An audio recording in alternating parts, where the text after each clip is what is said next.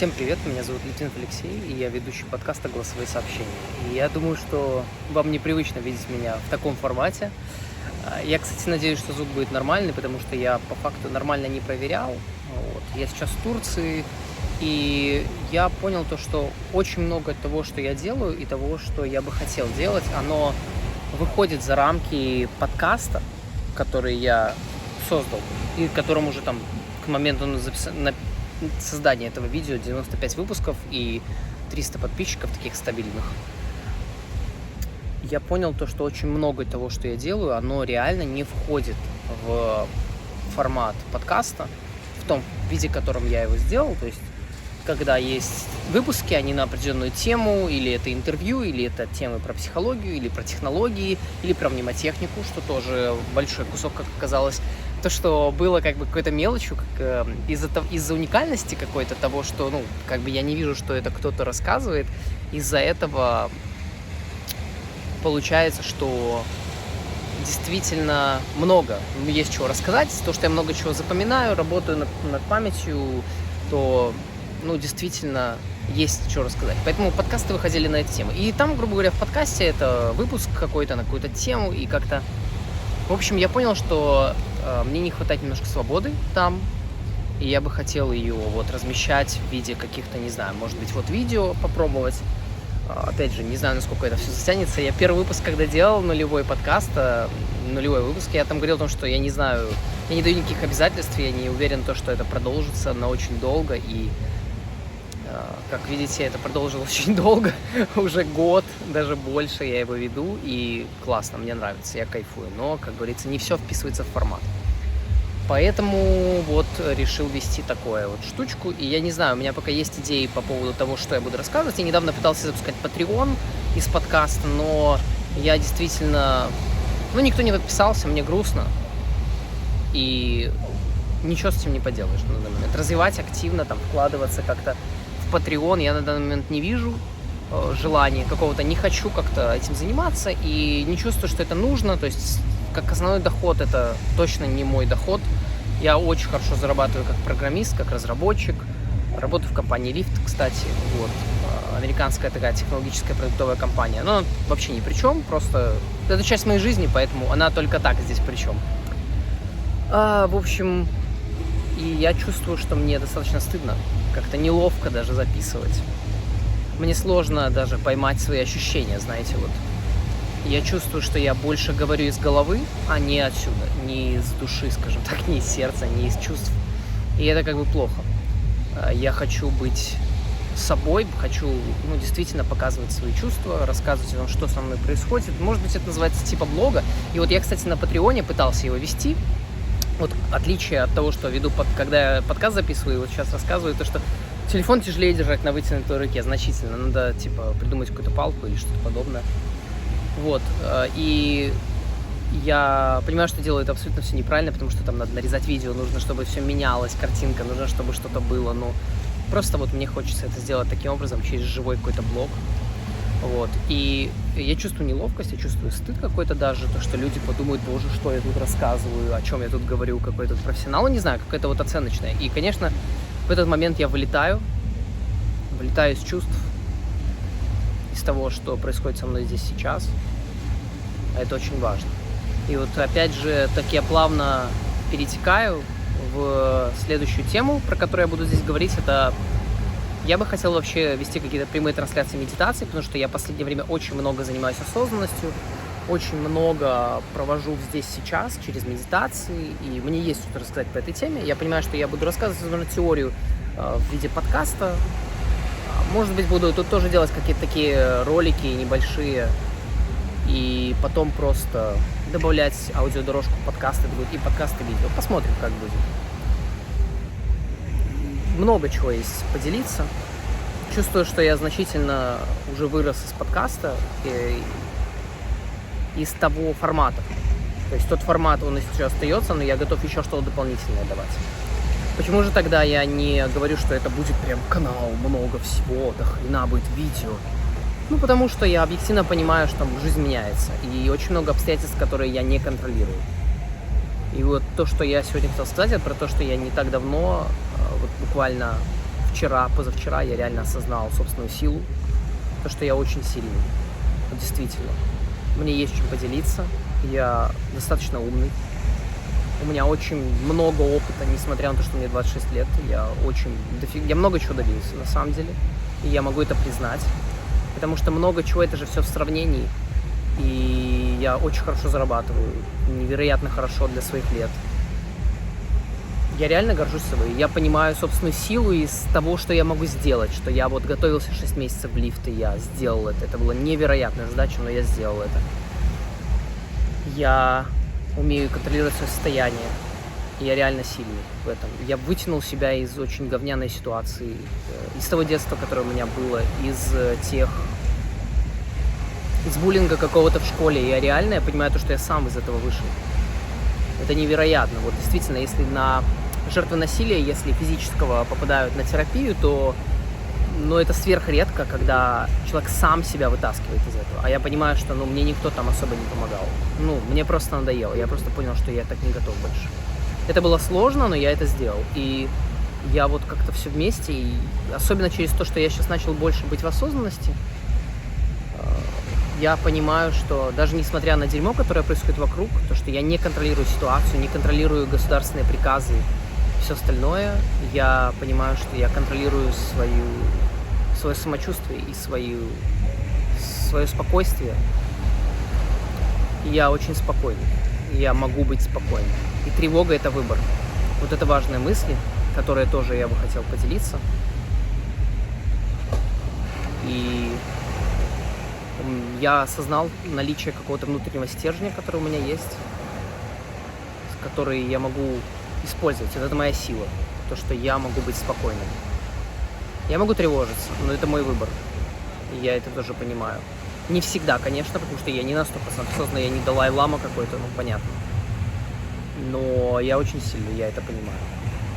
К сожалению, вместе с этим осознанием силы также пришло много страха какого-то и тревоги, потому что с осознанием силы также приходит адекватная, объективная сила. Не то, что я всемогущий или то, что я сильный. Приходит также понимание зон собственного бессилия, где я все-таки не знаю, и где я слаб, и то, что я не контролирую, и то, что ситуация вокруг меня я не контролирую. Как сказал один мой друг, то, что я даже не контролирую свое дыхание. Вот я не контролирую реально свое дыхание. Я попробовал задержать недавно, вот просто задержать дыхание. И в какой-то момент я просто начал дышать. Я не могу, психика просто не позволяет мне этого сделать. Какая-то соматическая система. Получается, да. Симпатическая система или парасимпатическая, я не помню точно. Не позволяет мне просто этого сделать, я просто начинаю дышать. То есть я даже свое дыхание не контролирую, я ничего не контролирую. И у меня остается только моя реакция. И контроль — это иллюзия, по сути, получается. Очень красивые фразы, но реально вот вместе с этим я почувствовал свою силу, то что я-то действительно контролирую объект, как знаете, как будто отошла немножко. Я не могу сказать, что она ушла, потому что эта привычка, она возвращается. Отошла как будто иллюзия какого-то контроля. И я тогда заметил то, что я действительно контролирую. И то, что я могу. Не просто то, что я, как-то потенциально могу контролировать свою реакцию, а то, что я реально ее контролирую. То, что я реально могу быть спокойным. И для меня вот подтверждение, почему я это только недавно осознал. Я даже, когда это осознал, у меня даже слезы были, я даже плакал. И это было в самолете. Я летел сюда, в Турцию, с девушкой, и я вижу, как все тревожатся, как все боятся. Взлет.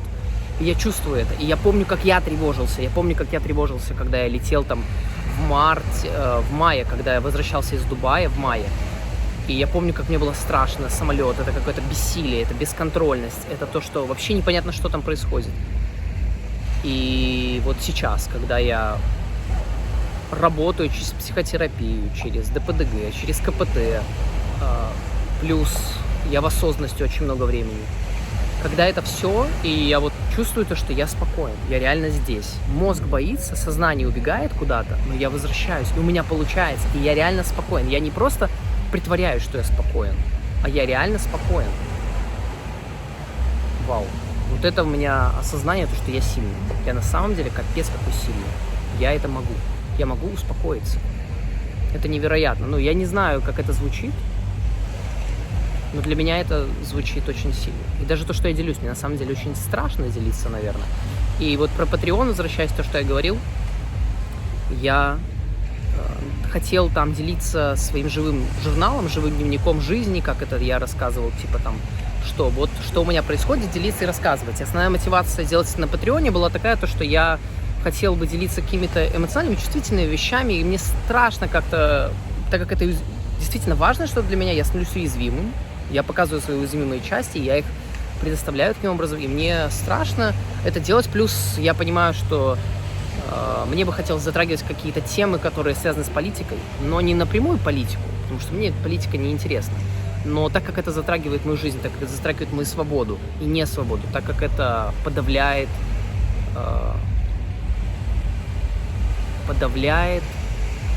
желание и добавляет какого-то бессознательного страха даже думать и говорить про то, что там какие-то военные действия идут, про то, что что-то происходило, там, какие-то были митинги. То есть вот про эти вещи. И я думал про то, что, потому что мне сами эти события, честно, плевать, но это очень сильно влияет на жизнь. Это очень сильно влияет на жизнь и на людей вокруг, и на меня в том числе, и на чувства, и на фон. То есть в гештальте есть понятие фигура-фон. Фигура — то, что в фокусе внимания, актуальная потребность фона — это то, что происходит вокруг. И вот этот фон, он очень влияет тоже. То есть не только фигура, не только то, на чем я фокусируюсь, а и то, что происходит вокруг. И даже если я этого не осознаю, все равно моя психика это замечает. И вот я думал про то, что я буду делиться своими чувствами, мне было страшно ими делиться. И мне до сих пор страшно. Я даже сейчас, когда рассказываю, мне страшно, что меня поймут не так, что там какие-то силовые структуры начнут до меня доколебываться. Но с другой стороны, наверное, это просто самомнение у меня высокое, что меня кто-то там будет смотреть, кто-то там будет узнавать, репостить. Да кто я такой, как говорится, чтобы это все делать? Ладно, там какие-то популярные личности, блогеры там, да, но... как бы, нет. Я объективно понимаю, что я не такая уж селебрити, чтобы этого бояться. Объективно. И да, страшно, но это раздуто, этот страх, он на самом деле, этот страх лежит на границе с желанием. И вот этот страх, он исходит из того, что мне хочется быть популярным, но, конечно же, из этого исходит опасность. Вот, поэтому я там думал делиться живым журналом, но на самом деле я понимаю, что могу делиться им и здесь, и в блоге. И да, это страшно, но это кайфово, это то, чего я хочу. Возможно, я делаю это от какого-то одиночества, да, так и есть. Мне бы хотелось чем-то делиться со своими друзьями, они не всегда доступны, и не всегда они есть там, где я хочу с ними говорить. И да, это, скажем так, это мой выбор, опять же. Я мог бы приложить больше усилий, но я чувствую, что вот то, что я делаю сейчас, это хорошо. Вот это хорошо, вот это то, что я и в Библии видел, читал. Я не верующий особо, я не верующий, я не верующий. Причем честно, непонятно. Но я не верующий, но я понимаю важность религиозных писаний всяких именно с точки зрения их морального кодекса, непоколебимого и вот этого мощного. И да, там большинство войн начиналось из-за религии, бесспорно, но именно вот то, что было, то, что Бог создал землю, и это хорошо. То есть Он создал небо, и это хорошо. И сказал, это хорошо, там что-то подобное. И вот это хорошо, вот это чувство, вот так надо, только так и никак иначе. Вот это то, что подсказывает еще интуиция. Это вот то, что я сейчас чувствую, то, что мне она подсказывает, что это хорошо, то, что я сейчас делаю. И даже пускай я делаю это одним кадром. Даже пускай я это, наверное, монтировать никак не буду. И, может быть, у меня не хватит времени, чтобы вести этот канал. И я это сделаю только ради одного видео. Я чувствую, что это хорошо. Я не знаю, как это будет, но я чувствую, что так быть должно. Может, магическое мышление, а может быть и нет. Сложно. Никаких ответов, наверное, не будет, но много вопросов. Вот как-то так. И про медитацию, и про осознанность, как я и говорил, эфиры прямые, трансляции про медитации. Я бы хотел их проводить. Мне интересно, как это будет на меня влиять, насколько я буду осознанный, будет ли это давать мне больше стимула или меньше. Не знаю, для меня это предмет загадка, и, наверное, ответов у него нет. Я просто радуюсь тому, что со мной происходит. Мне страшно от того, что происходит в мире.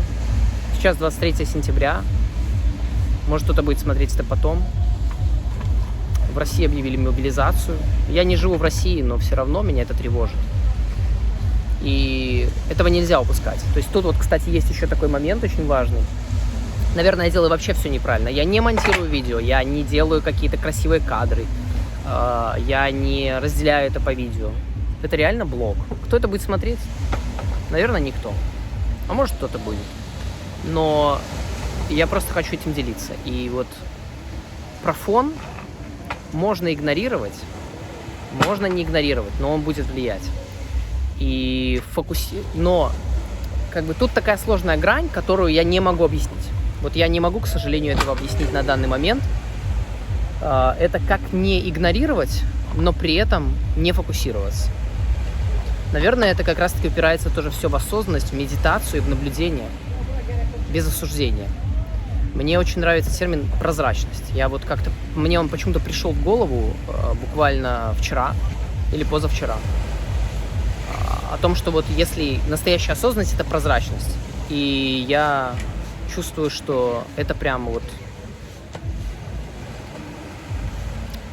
то, где лежит ответ на то, как не фокусироваться на фоне и не делать его фигурой, не перемещать. Знаете, как фигура фона, опять же, там популярная картинка – это когда лес, и на фоне леса какая-нибудь ваза, такая яркая. И вот этот фон – это событие тревожное, которое происходит, которое вне моего контроля, но которое все равно на меня влияет. И как не переводить какую-то елку, не ставить ее вместо вазы, оставлять ее на фоне, но при этом не игнорировать. Потому что игнорирования все равно не будет. То есть психика это все равно не заигнорирует. Да, я могу просто делать, и это крутой подход. Оскар Хартман в этом плане красавчик. Я абсолютно восхищаюсь тем, что он делает. И я тоже очень-очень много чего у него беру. Но вот, мне кажется, единственный ответ на то, как не перемещать елку или лес в фон вместо вазы, а вазу ставить на фон. Ваза – это то, что важно в моей жизни, а лес – это то, что происходит вокруг. Как не ставить фон вместо вазы, но при этом не игнорировать его существование, потому что я не могу. Если я возьму вазу и побегу вперед, то, игнорируя, я врежусь в дерево. Но вот как не игнорировать, но при этом все равно заниматься вазой? Ответ только в осознанности. Наверное, можно довести до сознания какой-то, сформулировать что-то. Я подумаю об этом еще. Может быть, я сформулирую и сделаю из этого эпизод подкаста. Но я чувствую, что ответ там. Мне много чего есть сказать в неструктурированном формате. Мне страшно, потому что я боюсь, что будет то же самое с Патреоном. Я создам какой-то контент.